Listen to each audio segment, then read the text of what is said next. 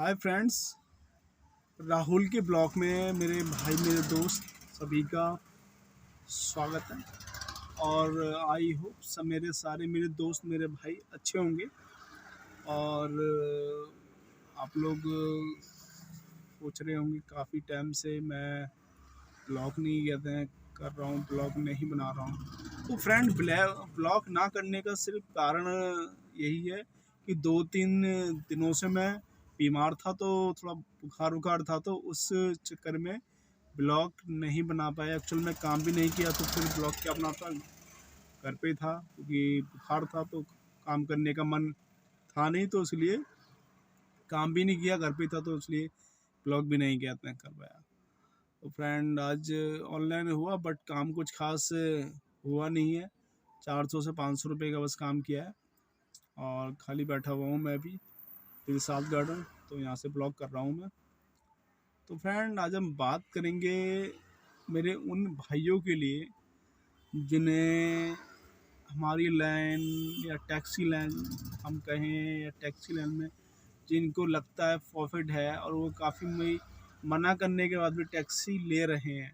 Specially video अब मैं ये ब्लॉग उनके लिए बना रहा हूँ। उन्होंने सोच लिया है कि उन्हें टैक्सी लेनी है, उन्हें काम करना है, उन्हें हमारे बताने से नहीं ऐसा महसूस हो रहा है कि हम झूठ बोल रहे हैं कि काम है मार्केट में काफ़ी। तो ये ब्लॉग में स्पेशली उन लोगों के लिए बना रहा हूँ। फ्रेंड, अगर आपने मन बना लिया है, आपने प्लान कर लिया है, आपको टैक्सी ही लेनी है या आपको टैक्सी ही चलानी है, तो फिर प्लान कर लिया तो उसमें एक और चीज़ ऐड कर लो। उस चीज़ का भी प्लान, अगर आप उस चीज़ को भी प्लान में लेके काम आप करते हैं तो जो थोड़ा आप लॉस में रहोगे वो थोड़ा प्लस हो जाएगा। जी फ्रेंड, आपने ठीक सुना, मैं कह रहा हूँ उसमें अगर आप एक और चीज़ ऐड कर देंगे तो वो प्लस हो जाएगा। तो प्लस कैसे होगा, आज हम बात करने वाले हैं उसके बारे में। फ्रेंड, मान लीजिए आपने गाड़ी के बारे में सोच लिया है और गाड़ी आप लेंगे तो लो मतलब लोन पे ही लेंगे। जाहिर सी बात है, आज के टाइम में किसी के पास इतना पैसा नहीं है कि वो 8-9 लाख रुपए बैंक में दे के मतलब डायरेक्ट गाड़ी कहते हैं ले, तो इतना तो पैसा किसी के पास है नहीं है। तो आपने आपने कहते हैं क्या करना है, प्राइवेट बैंक जो आप गाड़ी लेते हैं, प्राइवेट बैंक जो इंटरेस्ट ऑफ रेट लगाती है 15 से 16% लगाती है, यानी कि 15 से 16% चार्जेस लगाती है।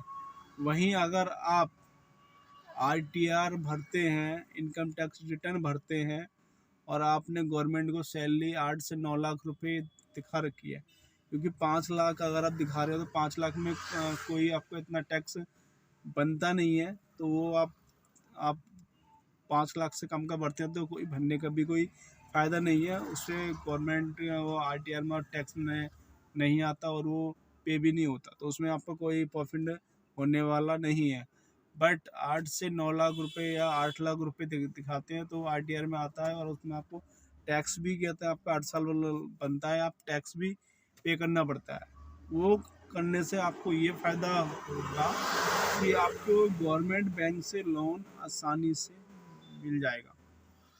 अगर आप 10 लाख 9 लाख रुपए साल का आप दिखाते हैं तो उसमें आपको ये चीज़ें काफ़ी प्लस हो जाएंगी। या आप 9 लाख 8 लाख दिखाएंगे तो आपको 3 लाख 3.5 लाख रुपए का लोन गवर्नमेंट बैंक से आसानी से मिल जाएगा, जिसमें आपको इंटरेस्ट ऑफ रेट जो है 9 से 10% होगा। क्योंकि ICICI लो आप या SBI से लो, 10 से 11% आपका इंटरेस्ट रेट रहेगा। और गवर्नमेंट बैंक अगर SBI की बात करें तो 9 भी कहते हैं, हो सकता है। और अगर हम प्राइवेट बैंक की बात करें, जैसे ये AU स्मॉल बैंक है या अदर और उत्सव हैं या और भी है, अगर हम इनकी बात करें तो उनका इंटरेस्ट रेट काफ़ी हाई हो जाता है, 15 से 16%। ठीक है। और भी हैं, इन सबों का इंटरेस्ट 15 या 16 ही होता है। बट अगर हम गवर्नमेंट बैंक की बात करें तो गवर्नमेंट बैंक से अगर आपका लोन आपका क्लियर हो जाता है, अप्रूव हो जाता है, तो उसमें आपका इंटरेस्ट ऑफ रेट 10 से 11% होता है। तो आपका 5 से 6% बच सकता है। वो प्लानिंग अगर आप करते हैं जब, और ये आपका काफ़ी प्रॉफिटेबल होगा जब आप लोन लेंगे और आपका 4 साल का आपका केस बनता है या 3 का बनता है, आपके काफ़ी पैसे बचने वाले हैं। तो फ्रेंड, गाड़ी अगर लेने का मन आपने बना लिया है, गाड़ी आपको लेनी ही है, आपने सोच लिया है, तो ये चीज़ें और ऐड करें, थोड़ा आप जो माइनस में रहेंगे वो प्लस में हो जाएंगे। और ये चीज़ है हो गई लोन के बारे में, कि आपको लोन के लिए क्या क्या प्लानिंग करनी है, क्योंकि लोन का ये सब करने के बाद भी लोन का जो प्रोसीजर है 1 महीने का प्रोसीजर होता है लोन क्लियर के लिए। आप शोरूम जाएंगे, आप ये सारे फॉर्म पे साइन होंगे, उसके बाद वो अप्रूव के लिए बैंक जाएंगे, फिर बैंक से इंक्वायरी के लिए आपके घर आएंगे, काफ़ी चीज़ें होती हैं। और अगर आपने फर्स्ट टाइम मतलब लोन अगर आप लेते हो तो एक जो गारंटेड होता है वो भी लगता है फ्रेंड।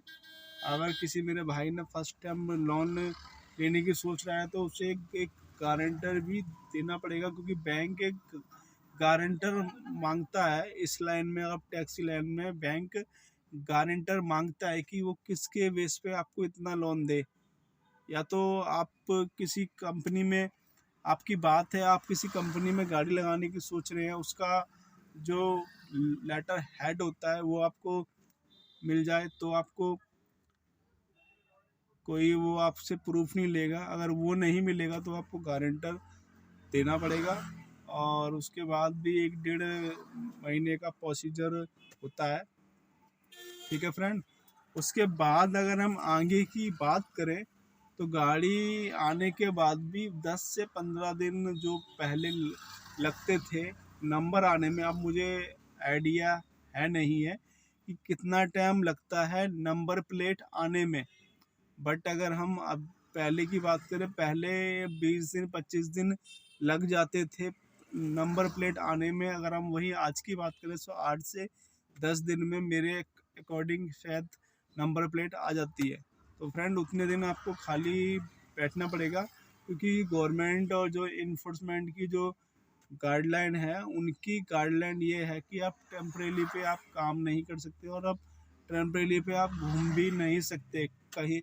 अगर रोड पर आप टेम्परेरी नंबर लेके अगर आप चल रहे हैं और इन्फोर्समेंट वाले अगर आपको कहीं भी देखते हैं, कहीं पकड़ते हैं, तो उसमें आपका 10 से 11 हज़ार का चालान भी बन सकता है। ये इन्फोर्समेंट की ये उनका रूल है, ये उन्होंने एक नया रूल जो है रिलीज़ किया है, और उस कंडीशन में आपका चालान हो सकता है। तो जब तक आपका नंबर नहीं आता, आपको गाड़ी घर में खड़ी करनी पड़ेगी, आप काम नहीं कर पाओगे।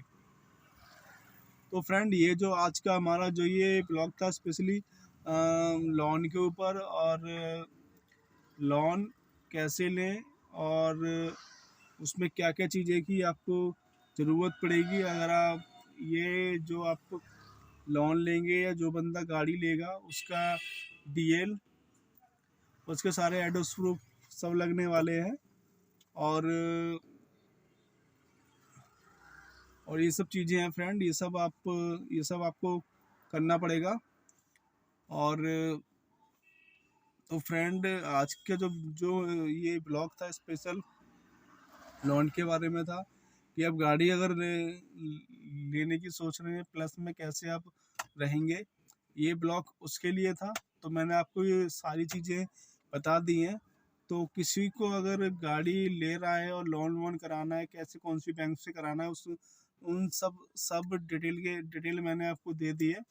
तो ये आज का ब्लॉग मेरा ये बड़ा काम का होने वाला है उन भाइयों के लिए जो नई गाड़ी ले रहे हैं या लेना चाहते हैं। वो गाड़ी लेने से पहले क्या चीज़ रेडी करें जिससे उनको काफ़ी फ़ायदा होने वाला है। तो मैं आशा करता हूँ आज का ये ब्लॉग आपको काफ़ी अच्छा लगने वाला है, और ये जो आज का ब्लॉग है काफ़ी हटके मैंने ये बनाया है, जो कि मेरे भाइयों को काफ़ी हेल्प करने वाला है। तो फ्रेंड, आज के लिए इतना ही। आशा करता हूँ आपको मेरा ये आज का ब्लॉग अच्छा लगेगा, और हम मिलते हैं नेक्स्ट ब्लॉग में और कुछ नई बातों के साथ। जो आपके बहुत काम आए। ठीक है फ्रेंड, बाय।